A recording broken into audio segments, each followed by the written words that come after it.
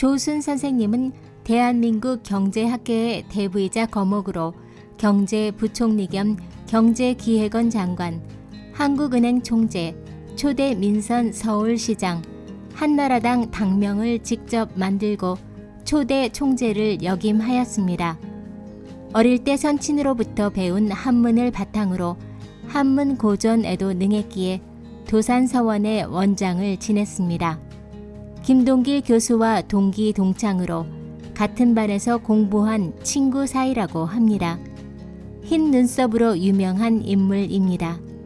흰 눈썹, 즉 백미란 제갈 공명과 친했던 5 형제 중 마량이 가장 뛰어났는데 그가 하얀 눈썹을 가지고 있다는 고사에서 유래합니다. 여럿 가운데 가장 뛰어난 것을 가리치는 말입니다. 서울시장 때 법을 엄정하게 집행한다는 중국 북송시대 포증을 가리키는 서울 포청천이라는 별명도 가지고 계십니다. 21살 때 육군 사관학교의 교관으로 생도들에게 영어를 강의하였습니다. 경제학을 제대로 배우고 싶다는 열망으로 미국에서 어렵게 장학금으로 공부를 마치고 서울대학교 경제학과 교수로 재직합니다. 육사 교관 시절 육사 생도 노태우를 가르쳤던 인연으로 노태우 정부 때 경제 안정을 이끈 경제부총리 겸 경제기획원의 장관을 지냈습니다.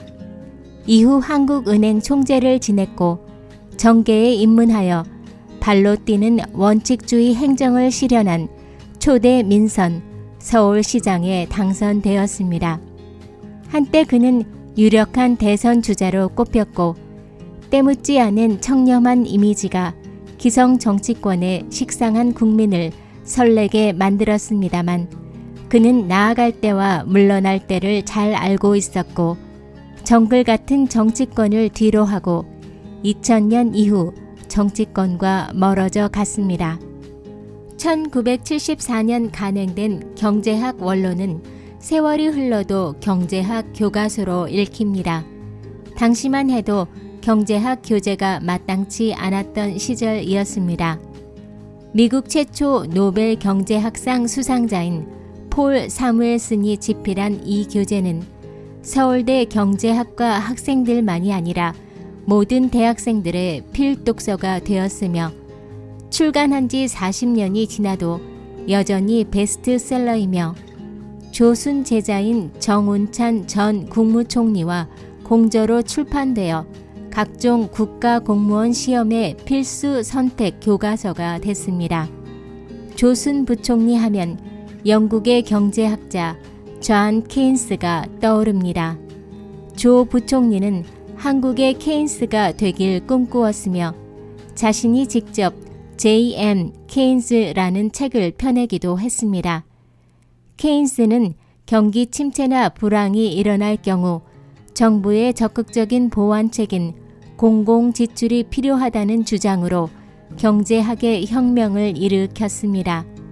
당시 경제학자들은 불황이 찾아왔을 때 특별한 대책 없이 기다리다 보면 경기가 순환된다고 소극적으로 생각하였던 때였습니다.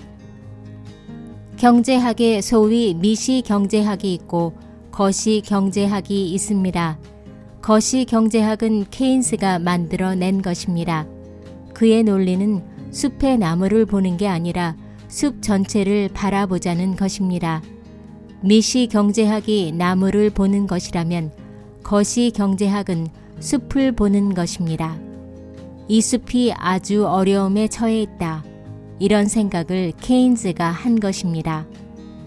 케인스 학파의 일원으로서 많은 학문적 업적과 제자를 남겨 조순 학파라고 일컬어질 정도의 인맥을 구축하였지만 그는 조순 학파란 없습니다. 나를 따르는 학생들이 많았기 때문에 나온 말 같아요. 그러나 나는 그런 학파를 만든 적이 없어요. 나는 항상 개인일 뿐이고 사람은 사람마다 다른 것입니다. 나보다 훨씬 머리 좋은 학생들도 많았고 그분들이 공부하고 살아가는 방식이 나와 똑같을 필요도 없고 내 것을 본받을 필요도 없습니다. 자서전요? 안 썼어요. 없어요. 국부론의 애담 스미스의 선배인 데이빗 흄이라는 분이 있어요. 18세기 철학의 대가지요. 데이빗 흄은 자서전에 대해 날 보고 자꾸 자서전 쓰라는데 자서전은 결국 허영심을 만족시키는 짓입니다. 내가 어떤 인간인지는 내 저서에 다 나와 있는데 뭐 또 자서전을 쓰나 라는 말을 남깁니다. 물론 난 데이빗 흄보다 못하지만 말입니다. 일본 사람 사진은 안 걸어놨습니다. 우리나라 사람들 중에는 교과서에 있는 퇴계와 율곡 선생의 사진이 걸려 있었습니다. 그래서 퇴계 율곡을 자연히 존경하게 됐고 책도 다 읽었습니다. 율곡 전서는 부총리 시절 몇 번씩 읽었습니다. 참 도움이 됐습니다. 율곡은 대단한 충신이자 애국자였습니다. 대천재였으나 겸손하고 티 없이 맑은 마음을 가지고 이 나라를 좋게 만들기 위해 몸을 사리지 않았습니다. 지도자의 리더십, 역사, 도덕, 교육, 지방자치, 국방, 그리고 시국에 대해 많은 저서와 기록을 남겼는데 지금 읽어도 생동감이 넘칩니다. 생애는 48세로 막을 내렸고 그가 바랐던 정치적 사회적으로 묵은 제도를 개혁하여 새롭게 한다는 것은 못 이루었지만 할 일은 다 했다는 의미에서 유감 없는 일생이었습니다. 서울대 교수 시절에 조수는 한문의 구조를 영문법에 대입하여 독특한 영어 방법을 가르쳤으며 학생들에게 한문까지는 모르더라도 한자는 제대로 공부하라고 누누이 강조했습니다. 학술 용어 대부분이 한자어인데 이것이 한글로만 쓰여져 있다면 정확한 뜻을 전달할 수가 없다는 주장입니다. 말이 부족하면 좋은 생각을 안출하고 정리하며 표현하고 전달할 수가 없습니다. 한자를 하지 않고서 전문 용어 이해가 어렵고 한글 전용으로 인문학은 불가능합니다. 개구리는 양서류 동물입니다. 양서류를 한글로만 써놓으면 무슨 뜻인지 종잡을 수 없습니다. 한자로 쓰면 금방 알 수 있게 됩니다. 물과 묻, 양쪽에서 사는 동물이라는 뜻입니다. 물론 우리말이 있고 한글로 표기해도 뜻이 통하는 단어에 대해서는 굳이 한자로 쓸 필요는 없을 겁니다. 무분별한 한글 전용은 학문 발전을 저해한다는 것이 조순 박사의 지론입니다. 6.25가 터지자 조순 교사는 육군에 입대하여 영어 통역 장교로 발탁됩니다. 조순 소위의 영어 실력은 미군 장교들 사이에서도 정통 영어를 구사하는 젊은이로 소문이 퍼져 있었습니다. 그는 영문학이나 영어학을 체계적으로 배우지 못했고 영문학도도 아니지만 영국 문학 작품을 워낙 많이 읽어 영국에 대해 막연한 컴플렉스를 갖고 있던 미국 장교들도 그의 고급 영어를 듣고 많이들 놀랐다고 합니다. 조순 서울시장 때의 얘기입니다. 1995년 2월 29일 서울시장 취임식 하루 전날 발생한 삼풍백화점 사고로 그는 취임식도 못하고 사고 현장으로 달려갔습니다. 그 당시 당산철교, 성수대교도 부실 공사로 많은 문제가 발생하여 조수는 책임자로서 문제를 해결해 나갑니다.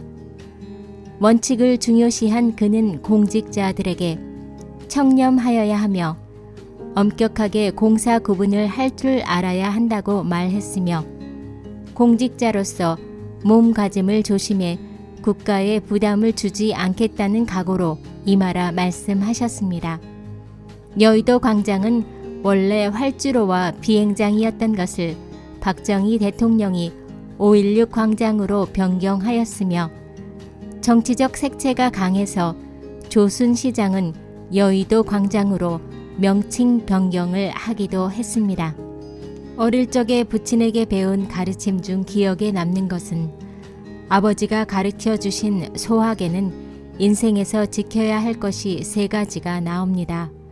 근면할 근, 화목할 화이며 오늘 제가 말씀드리고 싶은 느릴 완입니다. 절대 서두르지 말고 천천히 하라는 가르침입니다. 우리는 아이들 보고 자꾸 빨리 공부해라, 빨리 출세해라, 빨리 돈 벌라고 이야기하는데 그것 좀 그만두었으면 좋겠습니다. 일본의 도쿠가와 이에야스도 손자에게 사람의 일생은 무거운 짐을 지고 먼 길을 가는 것과 같다. 그러니 너무 서두르면 몇 발자국 못 간다. 천천히 힘을 길러가면서 짐을 지고 가라고 이야기해 줬습니다. 살아보니 인생은 짧고도 긴 것입니다. 대한민국은 나이를 먹고 몸집도 커졌지만 이에 부합하는 성숙성이 없습니다. 경제가 지속적으로 발전하려면 경제 정책만으로 이루어질 수 없는 단계에 와 있습니다. 조급한 마음을 접고 한꺼번에 선진국이 될 생각을 버려야 합니다. 전기는 소설보다 재미있다는 말이 있는데 인간의 머리가 꾸며내는 스토리가 재미있으면 얼마나 있겠는가. 소설은 좋아하지만 전기는 생화이다. 정부가 가난한 이에게 돈을 나눠줘 경제가 성장한다는 것은 있을 수 없는 일입니다. 보수는 나라의 뼈대이자 아이덴티티입니다. 제가 가장 선호하는 호칭은 교수님, 선생님입니다. 다만 지금 좋은 일을 행하고 꼭 앞으로 어떻게 될지는 묻지 말라는 조부 때부터 내려온 가훈이자 나의 좌우명입니다. 건강하신 부모님 덕분에 물려받은 건강한 신체가 있어 건강하게 살았습니다. 누구에게나 사람은 고생의 연속입니다. 인간의 8가지 고통 중 나서 늙고 병들어 죽는 고통, 육체적인 괴로움인 생로병사와 사랑하는 사람과 헤어지는 고통과 슬픔, 미운 사람을 볼 수밖에 없는 고통, 구하여도 얻지 못하는 괴로움, 오음에서 비롯된 육체적, 정신적인 고통이 있습니다. 이렇게 인생은 고통도 있지만 기쁨도 있습니다. 생각하기 나름입니다. 쓴 것이 다하면 단 것이 오기 마련이고 괴로움 속에서 기쁨이 있기 마련입니다. 사람이라는 것은 허무한 겁니다. 자신의 장래는 누구도 아닌 스스로 개척해 나아가야 하는 것입니다. 모두에게 한 번뿐인 삶, 하늘을 원망하지 않고 다른 사람을 탓하지 않는다는 말이 있습니다. 최선을 다해 개척해 나갈 수 있는 지혜로운 삶을 살기를 바랍니다.